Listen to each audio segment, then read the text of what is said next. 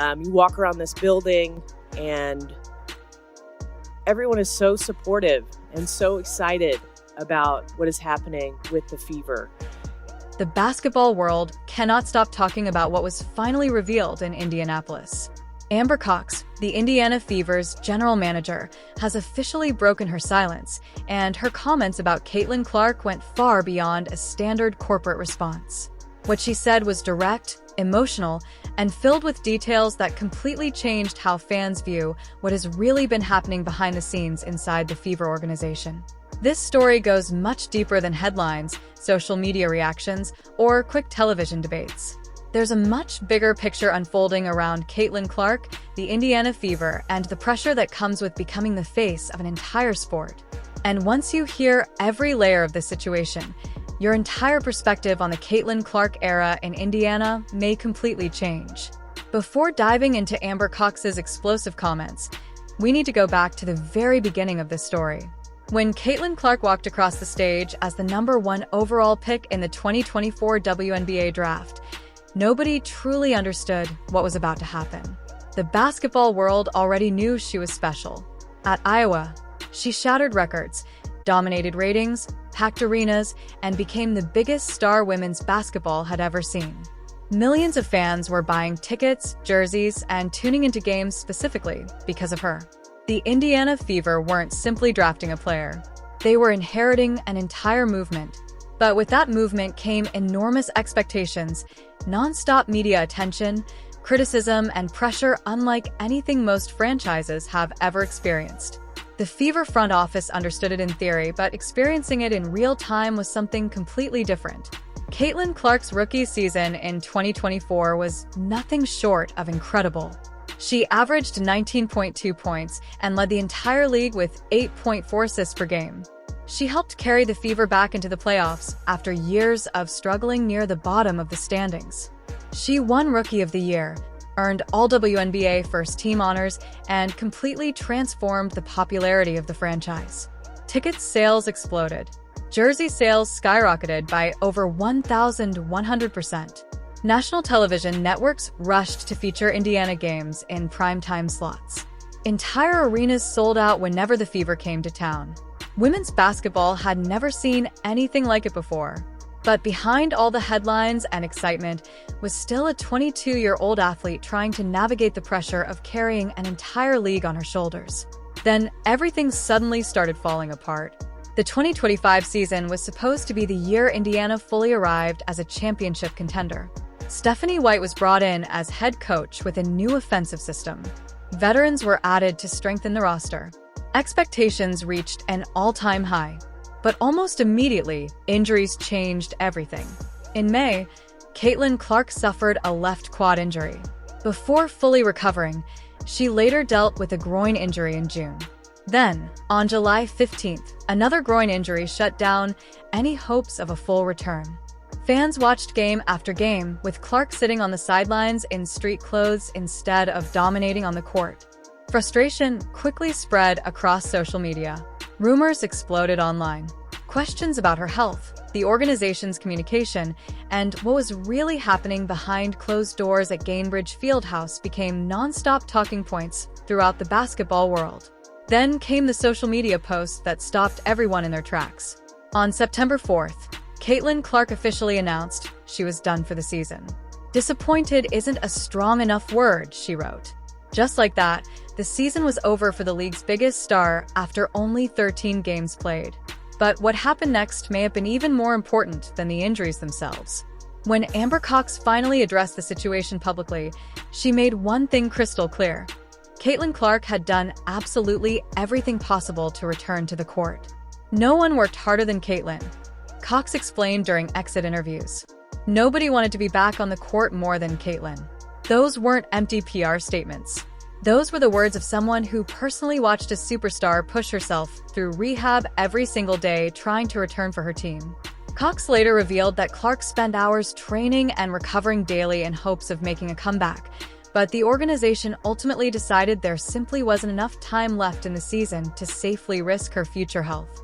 And then came the statement that completely changed the conversation around Caitlin Clark's future. When reporters asked Amber Cox about what comes next, She didn't hesitate. She didn't speak vaguely or dodge expectations. Instead, she looked directly at reporters and boldly stated that she believes basketball fans haven't even seen the best version of Caitlin Clark yet. "I think we're going to see another level," Cox said confidently. Honestly, it's scary to even think about. That statement shocked the basketball community because Clark was already producing elite numbers despite playing through injuries. In just 13 games during the 2025 season, she still averaged over 16 points and nearly 9 assists per game while remaining one of the biggest attractions in all of sports. And according to the person running the Indiana Fever, she still hasn't reached her full potential. That wasn't hype. That was a warning to the rest of the WNBA. But Amber Cox also revealed another side of Caitlin Clark that separated her from many other superstars. While many injured athletes quietly disappeared during recovery periods, Clark stayed fully engaged with the team every step of the way. She traveled on road trips. She sat on the bench every game. She constantly encouraged teammates, stayed vocal during games, and remained emotionally invested in every moment despite being unable to play herself. Cox praised Clark's leadership and described her as an incredible teammate throughout one of the toughest stretches of her career. Kelsey Mitchell later echoed those same thoughts during a podcast appearance, where she discussed how difficult injuries can be for athletes. Mitchell, who has battled multiple injuries throughout her own career, defended the organization's decision to prioritize Clark's long-term future over forcing an early return. Even while sidelined, Clark's influence on the team remained impossible to ignore.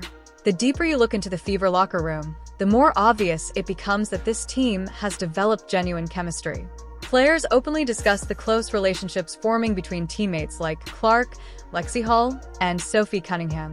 Team president Kelly Krauskopf even revealed that before the 2025 season, the young core specifically asked management not to disrupt the locker room chemistry by chasing flashy superstar signings. That's not the language of a dysfunctional team. That's the mindset of a group building something real together. However, not everyone outside the organization believed it. During late 2024, controversy erupted when Sheryl Swoopes suggested publicly that there was major tension inside the Fever locker room surrounding Caitlin Clark's popularity and attention. Those comments immediately spread across social media and fueled endless speculation for weeks. But there was one major problem. No actual evidence ever surfaced supporting those claims. No players confirmed the rumors. And eventually, Caitlin Clark herself responded directly during an appearance with Sue Bird and Diana Taurasi. Clark calmly explained that the only people who truly know what happens inside the locker room are the people actually inside it. She strongly hinted that much of the outside drama was being created by people on the outside looking in. Then the Fever's actual performance on the court spoke louder than any rumor ever could. Even without Caitlin Clark, Indiana continued fighting throughout the season. They won the Commissioner's Cup for the first time in franchise history. They battled through the playoffs and pushed one of the league's top teams to a deciding Game 5 before eventually falling short in overtime. And throughout that entire run, Clark remained emotionally invested from the sidelines, celebrating big plays, communicating with teammates, and supporting the group like a true leader. Amber Cox's praise wasn't manufactured. It was backed up by everything people inside the organization witnessed daily. Now, the conversation has shifted toward the future. The Fever aren't simply preparing for another season. According to many around the organization, they believe they are building a potential dynasty heading into 2026. Despite roster changes, expansion drafts, and league-wide uncertainty, Indiana's core remains intact. Caitlin Clark, Aaliyah Boston, and Kelsey Mitchell form one of the strongest young foundations in the entire WNBA.